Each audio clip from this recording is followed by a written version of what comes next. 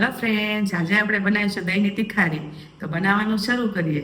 દહીં તીખારી બનાવવા માટે આપણે એક વાટકો ભરીને દહીં લેવાનું છે.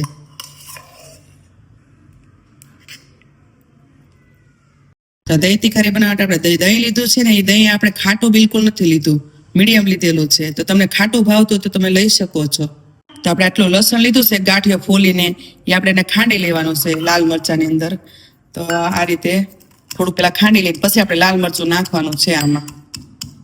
તો 2 ચમચી લાલ મરચું નાખવાનું છે અને બરાબર આપણે ખાંડી લેવાનું છે એને. તે લસણ વાળું મરચું હતું એ ખંડાઈ ગયું, તો આપણે એક વાટકામાં લઈ લઈએ. પેલા 1/2 ચમચી હળદર લેવાની છે, 1/2 ચમચી ધાણા જીરું, સ્વાદ પ્રમાણે મીઠું. આમાં થોડુંક પાણી નાખીને એનો એક સરખો ઘોળ જેવો બનાવી નાખવાનો છે આ રીતે. હજી થોડું પાણી નાખવું પડશે આપણે, બહુ વધારે પાણી નથી નાખવાનું, આપણે મીડિયમ નાખવાનું છે. આપણો મસાલો એક સરખો ભળી જાય આમાં. એનો વઘાર કરવા માટે મેં તવિયું મૂક્યું છે, તો આપણે એમાં 2 પાવડા તેલ નાખી દઈશું. તેલ આપણે ગરમ થવા દેવાનું છે. તેલ આપણું ગરમ થઈ ગયું છે, તો થોડીક આપણે રાઈ નાખી દઈશું. રાઈને ફૂટવા દેવાની છે અને થોડુંક આપણે એમાં જીરું નાખી દઈશું. આ બધું ફૂટી જાય એટલે આપણે હિંગ નાખીશું એમાં.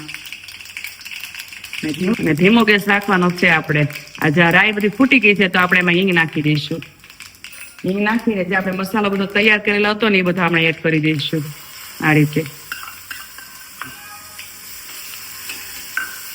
આ બધું ધીમે ગેસે આપણે એને ચડવા દેવાનું છે. જ્યાં સુધી પાણીનો બધું બળી જાય ને, જે આપણે નાખેલું હતું થોડું એ, ત્યાં સુધી આપણે ચડવા દેવાનું છે એને.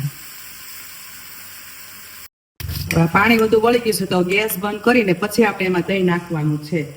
તો હવે આપણે આ દહીં એમાં નાખી દેવાનું છે આ રીતે. અને આપણે પછી દહીં નાખીએ ને તો ફાટે નહીં. ને આપણે ગેસ ચાલુ હોય ને આપણે નાખીએ તો દહીં બધું ફાટી જાય. એટલે ગેસ બંધ કરીને પછી દહીં નાખવાનું છે. તીખારી બનીને આપણી રેડી છે. તો હવે આપણે આમાં ધાણા નાખી દઈશું, થોડાક લીલા. તો થોડાક લીલા ધાણા આપણે આમાં નાખી દઈએ આ રીતે. તમને અમારી દહીં તીખારીનો વિડીયો જોવો ગમ્યો હોય તો લાઈક કરો, શેર કરો અને સબસ્ક્રાઇબ કરજો. અને કમેન્ટમાં કહેજો તમને આ દહીં તીખારી કેવી લાગી. ઘરે તમે પણ બનાવજો.